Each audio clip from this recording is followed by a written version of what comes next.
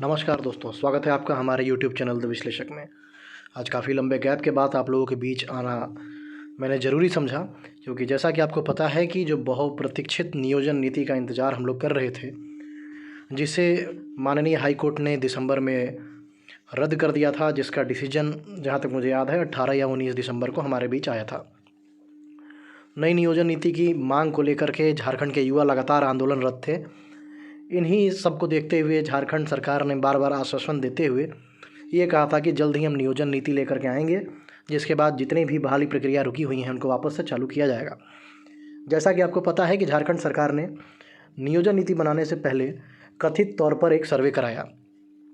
उस सर्वे को अगर एक मनमाना सर्वे ही माना जाए तो गलत नहीं होगा, क्योंकि आपको भी पता है कि उस सर्वे में जो सवाल पूछे गए थे, आखिरकार उन दोनों ऑप्शंस में से किसी को भी चुनना हमारे लिए घाटे का ही सौदा था। आखिरकार स्टूडेंट्स को ये डिसाइड करना पड़ा कि ज़्यादा घाटा का सौदा कौन सा है और कम घाटा किस में है।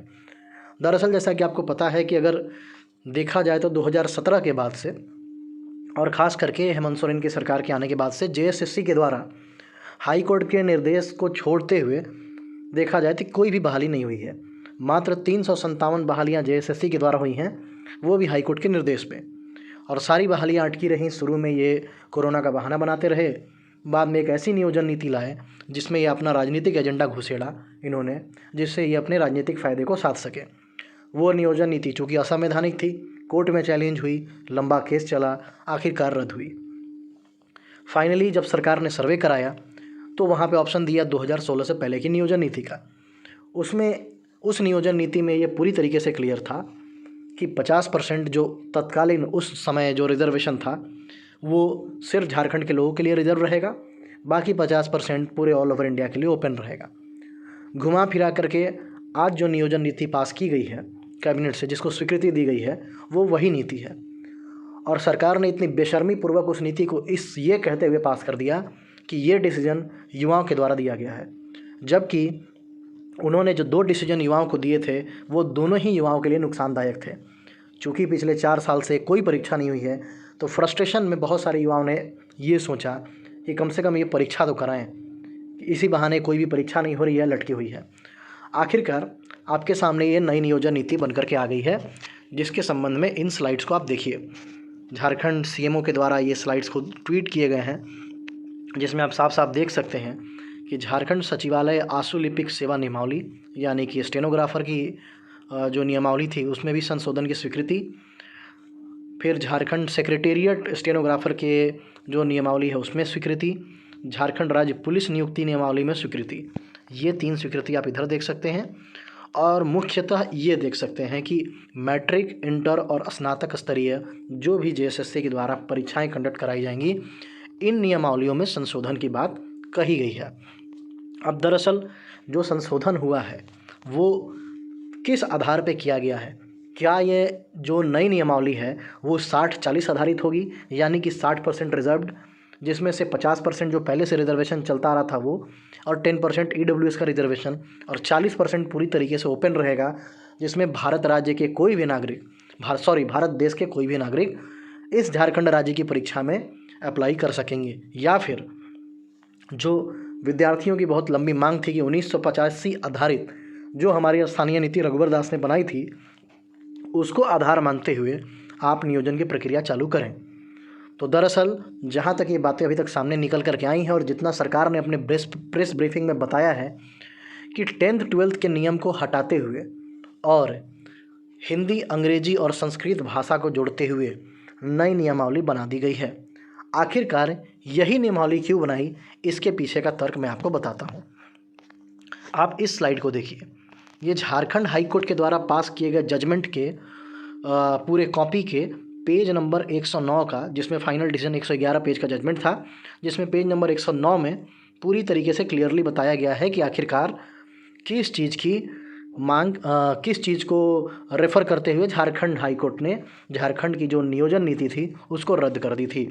यहाँ देखिए बोल्ड अक्षर में साफ साफ लिखा हुआ है कि the rule 2 and rule 7 of the rules 2021 are held to be invalid as the same are in teeth of Article 14 of the Constitution of India. मतलब साफ साफ था कि जो नियमावली बनाई गई थी उसमें रूल 2 और रूल 7 जो थे वो भारत के संविधान के अनुच्छेद 14 का उल्लंघन करते थे। इस वजह से इस नियमावली को असंवैधानिक घोषित करते हुए रद्द कर दिया गया था। आखिरकार सरकार ने 2 महीने का समय लिया, 2 महीने से ज़्यादा का समय लिया और घूम फिर करके वो नियोजन नीति लेकर के आए जो पहले से ही प्रभावी थी। इसमें सरकार का क्या मतलब कि कौन सा इंटेलिजेंस लगा, कौन सा सरकार ने इसके ऊपर काम किया, कौन सा नया रिसर्च लेकर के आए, मुझे समझ में नहीं आता। जब आपको 2016 से पहले की ही नीति सीधे उठा करके चेप देनी थी, सीधे कॉपी पेस्ट कर देना था, तो आखिरकार ये 2 महीने का समय भी आपने क्यों बर्बाद किया? दरअसल इसके पीछे का रीज़न ये है कि सरकार ने बस ये चाहा कि हाई कोर्ट ने जिन 2 पॉइंट के आधार पे नियोजन नीति को रद्द किया था, बस उन 2 पॉइंट्स को संशोधित कर दिया जाए और वापस से उसे लागू कर दिया जाए। जैसा कि आप देख सकते हैं कि हाई कोर्ट के डिसीजन में सिर्फ रूल 2 और रूल 7, ये रूल 2 में था 10th-12th वाला नियम और रूल 7 में था कि जो सिर्फ झारखंड की जनजातीय और लोकल भाषा को जोड़ा गया था, हिंदी, अंग्रेजी और संस्कृत को बाहर कर दिया गया था। इन्हीं 2 पॉइंट्स के ऊपर हाई कोर्ट ने इस पर रोक लगाया था। इस बात को आप क्लियरली समझिए कि हाई कोर्ट ने नियोजन नीति को पूरी तरीके से रद्द नहीं किया था। हाई कोर्ट ने नियोजन नीति के रूल नंबर 2 और रूल नंबर 7 को संशोधित करने के लिए कहा था, क्योंकि ये दोनों पॉइंट संविधान के आर्टिकल 14 और आर्टिकल 16 को वायलेट करते थे। तो अभी जो सरकार ने आज के दिन यानी 2 मार्च को जो कैबिनेट से नियोजन नीति पास की है, उसमें वही 2016 से पहले वाली जो नियोजन नीति थी उसको पूरी तरीके से लागू कर दिया है, जिसमें 10% ऑफ EWS के आरक्षण को अगर जोड़ दिया जाए तो ये 60 और 40 का आंकड़ा बन जाता है। तो जो लोग ये समझने की कोशिश कर रहे थे कि क्या 1985 आधारित है, जी नहीं, प्रथम दृष्टया ये साफ साफ लगता है कि ये 60-40 वाली नियोजन नीति बन चुकी है। मुझे ये बात नहीं समझ में आती कि जब 1985 के आधार पे रघुवर दास के कार्यकाल के दौरान जो डोमिसाइल सर्टिफिकेट 2017 के आसपास में बनवाया गया था और आपके जितने भी झारखंड के बोनाफाइड और जेन्युइन जो भी स्टूडेंट और यहाँ के जो भी वासी हैं उनके पास वो डोमिसाइल सर्टिफिकेट है, तो एक कॉलम डोमिसाइल को कंपलसरी करने का जोड़ना क्या ये असंवैधानिक था? चूँकि मैं एक कानूनी विशेषज्ञ नहीं हूँ और जैसा कि आपको पता है कि ये जो नई नियोजन नीति है इसको विधि विभाग ने हरी झंडी दी है, तब जाकर के यह लागू हुआ था। वही विधि विभाग जिसने पिछली नियोजन नीति को असंवैधानिक करार दिया था, उसके बावजूद भी सरकार ज़बरदस्ती बस अपने राजनीतिक हित को साधने के लिए लेकर के आई और जानबूझ करके युवाओं का 4 साल समय बर्बाद किया। तो आपके सामने ये पूरी तरीके से क्लियर हो चुका है कि ये 60-40 वाली नीति जो है वो लागू हो गई है। और ऐसा मैं क्यों कह रहा हूँ उसके लिए आप ये देख सकते हैं, ये झारखंड सचिवालय जो JSSC CGL का जो फॉर्म आया था 2021 का, उसके नोटिफिकेशन को मैंने ध्यान से पढ़ा। उसमें आप पहले नंबर पेज पर ही ये देख सकते हैं, जिसको मैंने ये रेड ब्रैकेट में मार्क किया है कि साफ साफ ये वैकेंसी भारत के सभी नागरिकों के लिए थी। लेकिन चूँकि पिछली नियमावली में 10th-12th का एक बार लगाया गया था, एक ब्रैकेट लगाया गया था, इस वजह से ये कुछ हद तक जो लोकल झारखंडी हैं उनके हित की बात करती थी। लेकिन बहुत सारे ऐसे झारखंडी भी थे जो यहाँ के खतियानी थे, जो जनरल कैटेगरी से बिलोंग करते थे, लेकिन किसी कारणवश उन्होंने 10th या 12th की पढ़ाई बाहर से की। तो चूँकि जैसा कि आपको पता है कि संविधान चाहे एक ही लोग क्यों ना हो लेकिन डिस्क्रिमिनेशन की बात नहीं करता है, तो वहाँ पे 0.1% ही क्यों ना हो लेकिन उनके साथ सीधा सीधा डिस्क्रिमिनेशन हो रहा था कि वो यहाँ के खतियानी थे, फिर भी किसी वजह से अगर उन्होंने 10th-12th बाहर से करा हो। जैसा कि आपको पता है कि झारखंड में शिक्षा की स्थिति कितनी बदतर है, तो जाहिर सी बात है कोई सीमावर्ती राज्यों में, अगल बगल के राज्यों में, या फिर किसी के माता पिता अगर किसी सरकारी नौकरी में किसी बाहर के राज्यों में हैं तो वहाँ से 10th-12th कर लेते हैं, तो वो उसमें उनकी कोई गलती नहीं है। चूँकि वो झारखंडी हैं, यहाँ के खतियानी हैं, आप उनसे 1932 का खतियान मांग लो, 27 का मांग लो, उनके पास उपलब्ध है, लेकिन फिर वो फॉर्म नहीं भर पाते। ऐसे ही कुछ लोग कोर्ट जाते हैं और कोर्ट में ये मामला पूरी तरीके से असंवैधानिक पाया जाता है और कोर्ट इसे रद्द कर देता है। यानी कि सरकार ने तब भी खतियान के आधार पे यहाँ की नौकरियों को लॉक नहीं किया था, तब भी डोमिसाइल को मैंडेटरी नहीं किया था यहाँ की नौकरियों के लिए। और ये जो 10th-12th वाला एक कवच था वो भी पूरी तरीके से टूट गया, चूँकि असंवैधानिक था। इस वजह से अब आप साफ साफ देख सकते हैं कि जो नया नोटिफिकेशन आएगा उसमें भी आपको ये लाइन भारत के नागरिकों से विहित प्रपत्र में इस एग्ज़ाम का जो फॉर्म है वो ऑनलाइन आमंत्रित किया जाता है, ये आपको लिखा हुआ मिलेगा, जिससे साफ साफ प्रतीत होता है कि जो 40% लोग होंगे यानी 100 में से 40 सीटें वो पूरी तरीके से ओपन रहेंगी। उसमें झारखंड के अनरिजर्व कैटेगरी के लोग आएंगे और बाकी पूरे देश से कोई भी अप्लाई कर सकता है। अब रही बात कि जाहिर सी बात है कि जो सरकार 1932 करते हुए ढिंडोरा पीटती रही, एक फर्जी खतियानी जोहार यात्रा निकालती रही, जबकि आप सभी को पता है कि 1932 खतियान के आधारित स्थानीय नीति राज्य में लागू नहीं है।